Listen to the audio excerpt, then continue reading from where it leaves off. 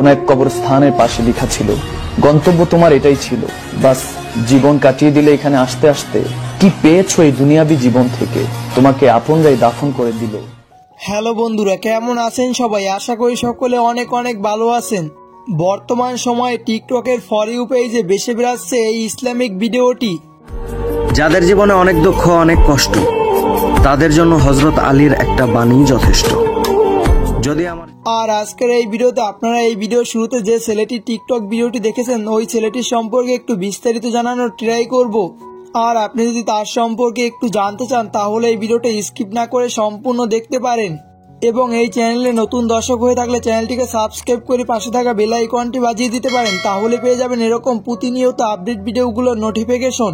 তো চলুন আর আজাইর এই ইন্ট্রো না দিয়ে চলে যাই সরাসরি ভিডিওর মূল টপিকে। কোন এক কবরস্থানের পাশে লেখা ছিল, গন্তব্য তোমার এটাই ছিল, বাস জীবন কাটিয়ে দিলে এখানে আসতে আসতে কি পেয়েছো এই দুনিয়াবি জীবন থেকে, তোমাকে আপনরাই দাফন করে দিল। সাম্প্রতিক সময়ে টিকটকে ভিডিও তৈরি করে ভাইরাল হয়েছে টিকটকে এই ভাইটি।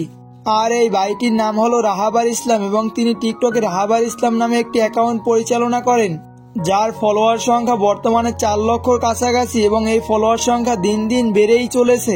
আর আপনারা হয়তোবা সকলে অনেকেই ভাবতেছেন যে টিকটকে ভাইরাল হওয়া এই ভিডিওটি ভয়েস তার নিজের।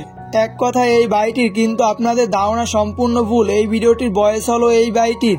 किसी कब्रिस्तान के बाहर लिखा था कि मंजिल तो तेरी यही थी, बस जिंदगी गुजर गई तेरी आते आते, क्या मिला तेरी जिंदगी से तुझे अपनों ने दफना दिया जाते जाते। কোন এক কবরস্থানের পাশে লেখা ছিল, গন্তব্য তোমার এটাই ছিল, বাস জীবন কাটিয়ে দিলে এখানে আসতে আসতে কি পেয়েছো এই দুনিয়াবি জীবন থেকে, তোমাকে আপনরাই দাফন করে দিল যেতে যেতে।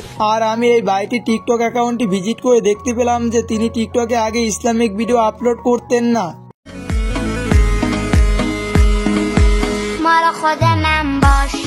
তবে তিনি বর্তমান সময়ে টিকটকে ইসলামিক ভিডিওগুলো আপলোড করতেছেন, যেগুলো টিকটকে সকলের ফর ইউতে চলে যাচ্ছে। যে বিষয়টি আমার কাছে বেশ ভালো লেগেছে। আর আপনারা হয়তোবা অনেকেই ভাবতেছেন যে এই ভাইটি মাদ্রাসার স্টুডেন্ট, তবে তিনি মাদ্রাসার স্টুডেন্ট না, তা তার এই ভিডিওটা দেখলেই বোঝা যায়। মাদ্রাসায় পড়লে যে দিনদার হয় আর স্কুলে পড়লে যে দিনহীন হয়, বিষয়টা এরকম না।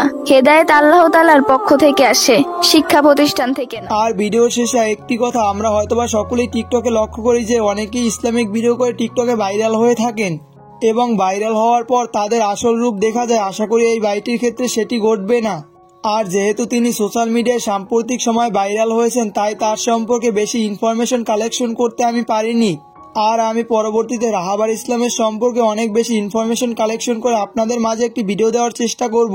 তাই চ্যানেলে নতুন হলে চ্যানেলটিকে সাবস্ক্রাইব করে রাখতে পারেন। তো দেখা হবে পরবর্তী কোনো ভিডিওতে। ভালো থাকবেন, আল্লাহ হাফেজ।